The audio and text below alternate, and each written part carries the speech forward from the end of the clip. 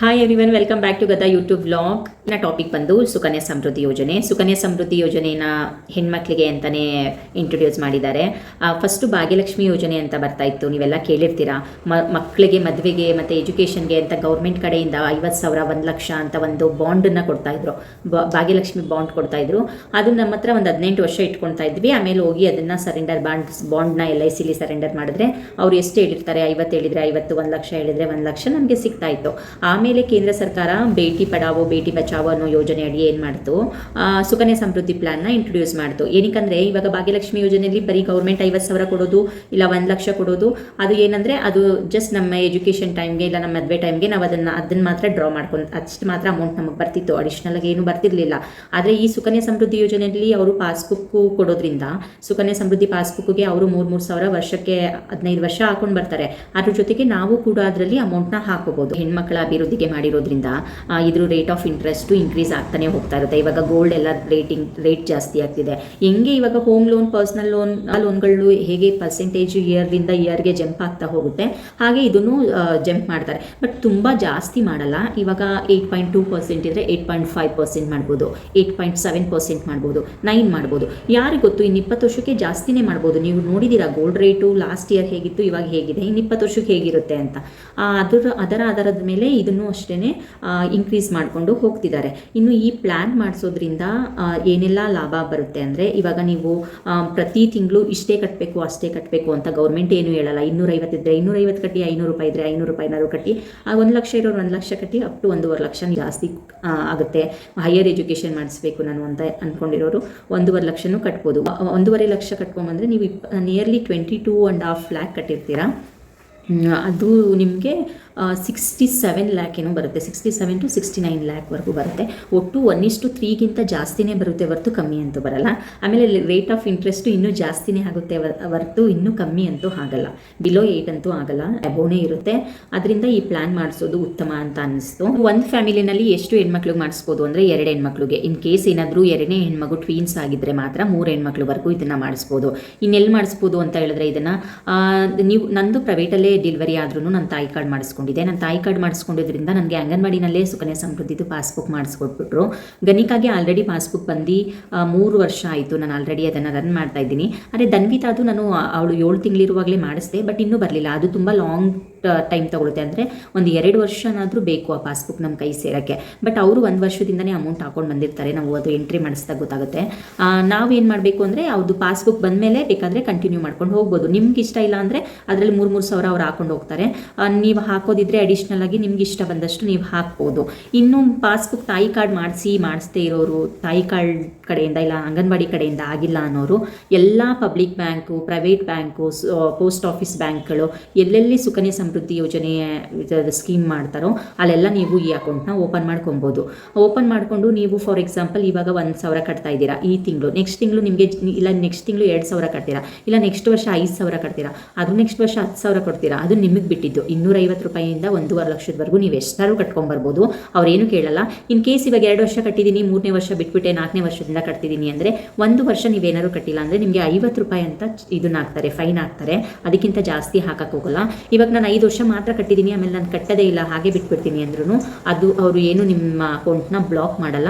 ನಿಮ್ದೇನಿದೆ maturity amount 15 ವರ್ಷ ಅಷ್ಟೇ ನೀವು ಕಟ್ಟಲಿಕ್ಕಾಗುತ್ತೆ. 15 ವರ್ಷ ಆದಮೇಲೆ 18 ವರ್ಷಕ್ಕೆ ಒಂದ್ಸರಿ ನೀವು ಮೆಚುರಿಟಿ ಅಮೌಂಟ್ನ ವಿತ್ಡ್ರಾ ಮಾಡ್ಬೋದು. ಆಗ ನೀವು ಏನಕ್ಕೆ ಎಜುಕೇಷನ್ ಪರ್ಪಸ್ ಇಲ್ಲಾಂದರೆ ಮ್ಯಾರೇಜ್ ಪರ್ಪಸ್ ಕೊಟ್ಕೊಂಡು ನೀವು ಆ ಅಮೌಂಟ್ನ ಡ್ರಾ ಮಾಡ್ಬೋದು. ಬೇಡ ನನಗೆ ಫುಲ್ಲು ಒಂದೇ ಸಲ ಲಂಸಮ್ಮಾಗಿ ಅಮೌಂಟ್ ಬೇಕು ಅಂದರೆ 21 ವರ್ಷದವರೆಗೂ ವೆಯ್ಟ್ ಮಾಡಿದ್ರೆ ನೀವೇನೇನು ಕಟ್ಟಿದ್ದೀರಾ ಅದಕ್ಕೆ ವಿತ್ ಇಂಟ್ರೆಸ್ಟು ಎಲ್ಲ ಸೇರಿ ನಿಮಗೆ 1:3 ಅದಕ್ಕಿಂತ ಜಾಸ್ತಿ ಅಮೌಂಟು ನಿಮ್ಗೆ ಸೇರುತ್ತೆ. ಇನ್ನು ಈ ಸ್ಕೀಮ್ ಮಾಡಬೇಕು ಅಂದರೆ ಎಲ್ಲರ ಹತ್ರನೂ BPL ಕಾರ್ಡ್ ಮಸ್ಟ್ ಇರಲೇಬೇಕು. APL ಕಾರ್ಡ್ ಇರೋರಿಗೆ ಈ ಸ್ಕೀಮ್ ಮಾಡಲ್ಲ. ಇದನ್ನು ಯಾರಾದರೂ ಗಾರ್ಡಿಯನ್ ಆಗಿ ಪೇ ಮಾಡ್ಬೋದು. ಇವಾಗ ಒಂದು ಮಗುವಿನ ಹೆಸರಲ್ಲಿ, ಹೆಣ್ಮಗುವಿನ ಹೆಸರಲ್ಲಿ ಅಕೌಂಟ್ ಓಪನ್ ಮಾಡಿದ್ದೀವಿ ಅಂದರೆ ಅಪ್ಪ ಅಮ್ಮ ಮಾತ್ರ ಅಲ್ಲ, ಯಾರು ಬೇಕಾದರೂ ಅಜ್ಜಿ ತಾತ ಯಾರು ಬೇಕಾದರೂ ಪೇ ಮಾಡ್ಬೋದು. ಇವಾಗ ಕೆಲವರು ಇರ್ತಾರೆ, ನನ್ನ ಮೊಮ್ಮಕ್ಕಳಿಗೆ ನಾನು ತಿಂಗಳಿಗೆ 1,000 ರೂಪಾಯಿ ಕಟ್ತಾ ಇದ್ದೀನಿ, ಅದ್ರಲ್ಲಿ ಅಕೌಂಟಲ್ಲಿ ಇಟ್ಟಿದ್ದೀನಿ, ಇಲ್ಲಾಂದರೆ ಪೋಸ್ಟ್ ಆಫೀಸಲ್ಲಿ ಕಟ್ಕೊತಾ ಇದ್ದೀನಿ, ಇಲ್ಲಾಂದರೆ ಮನೆಯಲ್ಲೇ 1,000 ಎತ್ತಿಡ್ತಾ ಇದ್ದೀನಿ ಅನ್ನೋರು ಈ ಸ್ಕೀಮ್ಗೆ, ಈ ಅಕೌಂಟ್ಗೆ ನೀವು ದುಡ್ಡು ಹಾಕಿದ್ರೆ ಇವತ್ತು ನೀವು ಹಾಕೋ 1,000 ರೂಪಾಯಿ ನಾಳೆ ದಿನ 3,000 ರೂಪಾಯಿ ಆಗಿ ಮೆಚೂರ್ ಆಗುತ್ತೆ. ಸೊ ಅದಕ್ಕೆ ನೀವೇನಾದ್ರು ಸೇವಿಂಗ್ಸ್ ಮಾಡಬೇಕು ಹೆಣ್ಮಕ್ಳಿಗೆ ಅಂತ ಇದ್ದರೆ ಅದು ಎಷ್ಟೇ ಚಿಕ್ಕ ಅಮೌಂಟ್ ಆಗಲಿ ದೊಡ್ಡ ಅಮೌಂಟ್ ಆಗಲಿ ಈ ಅಕೌಂಟ್ನಲ್ಲಿ ಹಾಕೊಳ್ತಾ ಬನ್ನಿ. ಇನ್ನು ಈ ಅಕೌಂಟ್ಗೆ ದುಡ್ಡನ್ನ ನೀವು ಆನ್ಲೈನ್ ಮುಖಾಂತರನಾದರೂ ಹಾಕ್ಬೋದು, ಇಲ್ಲ ಆಫ್ಲೈನ್ ಮುಖಾಂತರನಾದರೂ ಹಾಕ್ಬೋದು. ಕೆಲವರು ಪೋಸ್ಟ್ ಆಫೀಸ್ಗೆ ಹೋಗೋಕ್ಕಾಗಲ್ಲ ಮಂತ್ಲಿ ಅನ್ನೋರು ಎಲ್ಲರೂ ಒಂದು ಕಡೆಗೆ ದುಡ್ಡನ್ನ ಕೂಡಿಕ್ಕಿ ಒಂದೇ ಸಲ ಯಾವಾಗ ನಿಮ್ಗೆ ಅನುಕೂಲ ಆಗುತ್ತೆ ಯಾವಾಗ ಹೋಗ್ಬೋದು. ಇನ್ನು ಈಗಿನ ಜನ್ರೇಷನಲ್ಲಂತೂ ಎಷ್ಟು ದುಡಿದ್ರೂ ಎಲ್ಲಿ ಬರ್ತಿದೆ ಎಲ್ಲಿ ಖರ್ಚಾಗ್ತಿದೆ ಅಂತಲೇ ಗೊತ್ತಾಗಲ್ಲ. ದುಡ್ಡನ್ನ ಸೇವ್ ಮಾಡೋದು ಒಂದು ಟಾಸ್ಕ್ ಆಗಿಬಿಟ್ಟಿದೆ. ಈ ಪ್ಲ್ಯಾನು ತುಂಬ ಫ್ಲೆಕ್ಸಿಬಲ್ ಆಗಿರೋದ್ರಿಂದ ನಾವು ಇದರಲ್ಲಿ ಸೇವ್ ಮಾಡ್ಕೊಂಡು ಹೋದರೆ ಮುಂದೆ ಒಂದು ಒಳ್ಳೆಯ ಅಮೌಂಟ್ ಬರುತ್ತೆ, ನಮ್ಮ ಮಕ್ಕಳು ಎಜುಕೇಷನ್ಗೆ ಇಲ್ಲ ಮದುವೆಗೆ ಯೂಸ್ ಆಗುತ್ತೆ ಅನ್ನೋ ಒಂದೇ ಒಂದು ಪರ್ಪಸ್ಸಿಂದ ನಾನು ಇದನ್ನು ಮಾಡಿಸಿದೆ. ಇನ್ನೂ ಟೈಮ್ ಇದೆ, ನಿಮ್ಮ ಮಕ್ಕಳೇನಾದ್ರು 2 ವರ್ಷದೊಳಗಡೆ ಇದ್ದರೆ ನೀವು ಇವಾಗಲೂ ಮಾಡಿಸ್ಬೋದು. ಇನ್ ಕೇಸ್ 2 ವರ್ಷ ದಾಟ್ಬಿಟ್ಟಿದ್ದಾರೆ 10 ವರ್ಷದೊಳಗಡೆ ಇದ್ದಾರೆ ಅಂದರೆ ನೀವೆಲ್ಲ ಪಬ್ಲಿಕ್ ಬ್ಯಾಂಕು ಪ್ರೈವೇಟ್ ಬ್ಯಾಂಕ್ಗಳಲ್ಲಿ ಮಾಡಿಸ್ಕೊಳ್ಳಿ. ಇದರಲ್ಲಿ ಇನ್ನೊಂದೇನು ಅಡ್ವಾಂಟೇಜ್ ಅಂದರೆ ನಮ್ಗೆ ಎಷ್ಟೇ ಕಷ್ಟ ಬಂದರೂ ಇದರಿಂದ ಡ್ರಾ ಮಾಡ್ಕೊಳ್ಳಲ್ಲ. ನಾವೇನು ಮಾಡ್ಬಿಡ್ತೀವಿ, ಎಲ್ಲೋ ಒಂದು ಕಡೆ ಇನ್ವೆಸ್ಟ್ ಮಾಡಿರ್ತೀವಿ ಅಂದ್ಕೊಳ್ಳಿ, ಇಲ್ಲ ಎಲ್ಲೋ ಒಂದು ಅಕೌಂಟ್ಗೆ ಆಗ್ತಾ ಹೋಗ್ತಾ ಇರ್ತೀವಿ 1,000 ನಮ್ಮ ಮಕ್ಕಳೇ ಸಲಹೆಗೆ ಸೇವಿಂಗ್ ಆಗಿರಲಿ ಅಂತ. ಏನೋ ಒಂದು ಕಷ್ಟ ಬಂದುಬಿಡ್ತು, ಏನೋ ಒಂದು ಆಯಿತು, ಎತ್ಕೊಂಡ್ಬಿಡ್ತೀವಿ. ಇದರಲ್ಲಿ ಏನಂದರೆ ಅಡ್ವಾಂಟೇಜು ಹೌದು, ಇದು ಡಿಸ್ಅಡ್ವಾಂಟೇಜು ಹೌದು. ಯಾಕಂದರೆ ಇವಾಗ ಏನೋ ಒಂದು ಮೇಜರ್ ಆಕ್ಸಿಡೆಂಟು ಇಲ್ಲ ಏನೋ ಒಂದು ಮೈನರ್ ಪ್ರಾಬ್ಲಮ್ಮು ಏನೋ ಒಂದು ಆಗುತ್ತೆ ಅಂದ್ಕೊಳ್ಳಿ, ಆವಾಗ ನಮ್ಮ ಕಷ್ಟಕ್ಕೆ ಈ ಅಮೌಂಟ್ ಆಗುತ್ತೆ ಇರಪ್ಪ. ಇದು ವೆರಿ ಕ್ಲಿಯರಾಗಿ ಹೇಳ್ಬಿಟ್ಟಿದ್ದಾರೆ, ಹೆಣ್ಮಕ್ಳು ಎಜುಕೇಷನ್ಗೆ, ಹೆಣ್ಮಕ್ಳು ಮ್ಯಾರೇಜ್ಗೆ ಅಂತ. ಅದಕ್ಕೋಸ್ಕರ 18 ವರ್ಷ ಆಗೋವರೆಗೂ ಈ ಸ್ಕೀಮ್ನ ನೀವು 15 ವರ್ಷದವರೆಗೂ ಅಷ್ಟೇ ಕಟ್ಟೋದು. ಆದರೆ 18 ವರ್ಷಕ್ಕೆ ಒಂದ್ಸಲಿ, 21 ವರ್ಷಕ್ಕೆ ಒಂದ್ಸಲಿ, 2 ಸಲ ವಿತ್ಡ್ರಾ ಮಾಡೋ ಆಪ್ಷನ್ ಇರೋದು.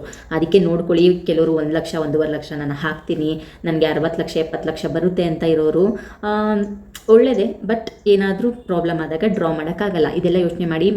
ಮತ್ತು ಇನ್ನೊಂದು ಏನಂದರೆ, ಇದು 18 ವರ್ಷ ಆದಮೇಲೆ ಇದ್ರ ಕಂಪ್ಲೀಟ್ ಅಥಾರಿಟಿ ಹೋಗೋದು ನಿಮ್ಮ ಮಕ್ಕಳ ಕೈಯಲ್ಲಿ. ಅವ್ರ ಕೈಯಲ್ಲೇ ಇದ್ರದ್ದು ಪ್ರತಿಯೊಂದು ಇರುತ್ತೆ. ಅವ್ರು ಸೈನ್ ಮಾಡಿದ್ರಷ್ಟೇ ನಿಮಗೆ ಅಮೌಂಟ್ ಇದು ಸಿಗೋದು. ಅದನ್ನು ನೋಡ್ಕೊಳ್ಳಿ. ಮುಂದೆ ಮಕ್ಕಳೆಲ್ಲ ಹೇಗೆ ಚೇಂಜ್ ಆಗ್ತಾರೋ ಯಾರು ಗೊತ್ತು. ಈ ಸ್ಕೀಮ್ ಸುಕನ್ಯಾ ಸಮೃದ್ಧಿ ಸ್ಕೀಮ್ ಯಾವುದೇ ಬ್ಯಾಂಕಲ್ಲಿ ಓಪನ್ ಮಾಡಿದ್ರು ನೀವು ಅದರಲ್ಲಿ ಏನೂ ಮೋಸ ಆಗಲ್ಲ. ಯಾಕಂದರೆ ಇದು ಕೇಂದ್ರ ಸರ್ಕಾರದ ಒಂದು ಸ್ಕೀಮ್ ಆಗಿದೆಯಲ್ಲ. ಸೊ ಅದರಿಂದ ಇದನ್ನ ಪ್ರೈವೇಟಲ್ಲೇ ಮಾಡಿಸ್ಬೇಕು, ಇಲ್ಲಾಂದರೆ ಪಬ್ಲಿಕ್ಕಲ್ಲೇ ಮಾಡಿಸ್ಬೇಕು, ಇಲ್ಲಾಂದರೆ ಪೋಸ್ಟ್ ಆಫೀಸಲ್ಲೇ ಮಾಡಿಸ್ಬೇಕು, ಆ ಥರ ಏನಿಲ್ಲ. ನಿಮಗೆಲ್ಲ ಅನುಕೂಲ ಅಲ್ಲಿ ಮಾಡಿಸಿ. ಫ್ರೀಯಾಗಿ ಯಾರು ಭಾಗ್ಯಲಕ್ಷ್ಮಿ ಅಂದರೆ ಫಾರ್ ಎಕ್ಸಾಂಪಲ್ ಅಂಗನವಾಡಿ ಕಡೆಯಿಂದ ಮಾಡಿಸ್ತಾ ಇದ್ದೀರಾ ಅವ್ರಿಗೆಲ್ಲರಿಗೂ ನಿಮಗೆ ಪೋಸ್ಟ್ ಆಫೀಸ್ ಪಾಸ್ಬುಕ್ಕೇ ಬರೋದು.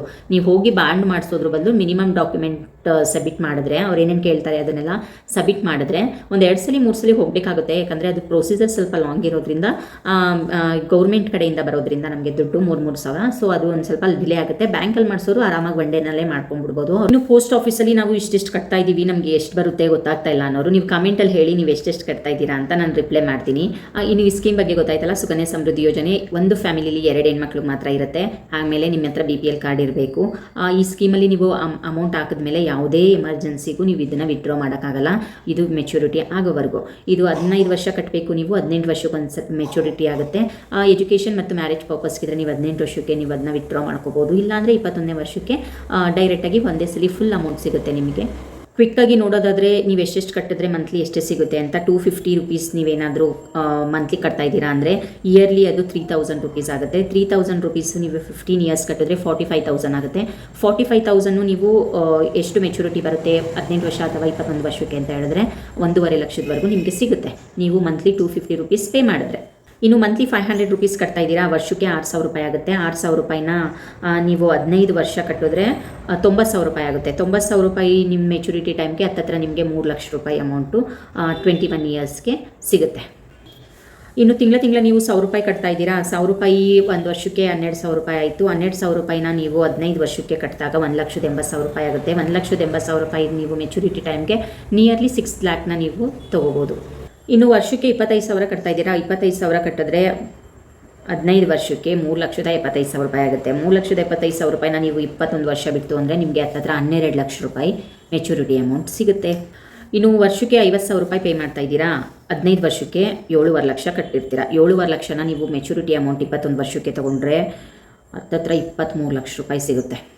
ಇಂಟ್ರೆಸ್ಟ್ ಜಾಸ್ತಿ ಆಗಿದ್ರೆ ಇನ್ನೂ ಜಾಸ್ತಿ ಸಿಗುತ್ತೆ. ಇನ್ನು ವರ್ಷಕ್ಕೆ 1 ಲಕ್ಷ ಕಟ್ತಾ ಇದ್ದೀರಾ, 15 ವರ್ಷ ಕಟ್ಟಿದ್ದೀರಾ, 15 ಲಕ್ಷ ಆಗಿದೆ. ಅದನ್ನು ನೀವು 21 ವರ್ಷಕ್ಕೆ ಡ್ರಾ ಮಾಡ್ತೀನಿ ಅಂತ ಹೇಳಿದ್ರೆ ನಿಯರ್ಲಿ 50 ಲಕ್ಷ ನಿಮಗೆ ಸಿಗುತ್ತೆ. ಇನ್ನು ವರ್ಷಕ್ಕೆ 1.5 ಲಕ್ಷ ಕಟ್ತಾ ಇದ್ದೀರಾ, 15 ವರ್ಷ ಕಟ್ತೀರಾ, 22,50,000 ರೂಪಾಯಿ ಆಗುತ್ತೆ.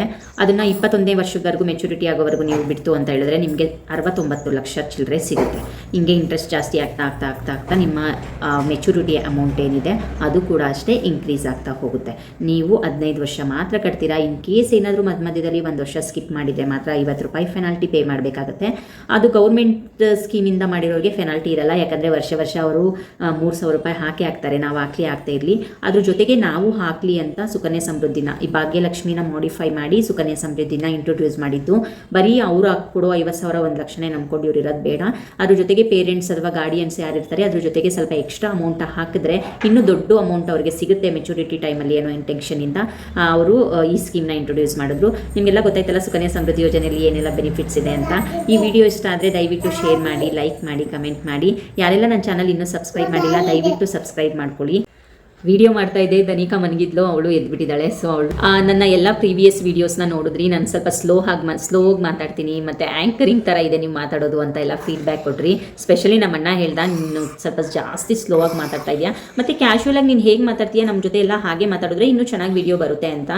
ಇದನ್ನ ನಾನು ನೋಟಿಸ್ ಮಾಡಿರಲಿಲ್ಲ. ನಾನು ಒಂದು 3-4 ಜನಕ್ಕೆ ಕೇಳಿದಾಗ ಎಲ್ಲರೂ ಇದೇ ರೀತಿ ಫೀಡ್ಬ್ಯಾಕ್ ಕೊಟ್ಟರು. ಅದಕ್ಕೆ ಇವತ್ತಿನ ವ್ಲಾಗು ನಾನು ಹೇಗೆ ಮಾತಾಡ್ತೀನಿ ಎಲ್ಲರ ಜೊತೆ ಹಾಗೆ ಮಾತಾಡಿದ್ದೀನಿ. ಇವತ್ತಿನ ಬ್ಲಾಗ್ ಯಾರಿಗೆಲ್ಲ ಇಷ್ಟ ಆಗಿದೆ ದಯವಿಟ್ಟು ಸಪೋರ್ಟ್ ಮಾಡಿ. Thank you for watching. Bye ಮಾಡಮ್ಮ, ಬಾಯ್ ಮಾಡು. ಬಾಯ್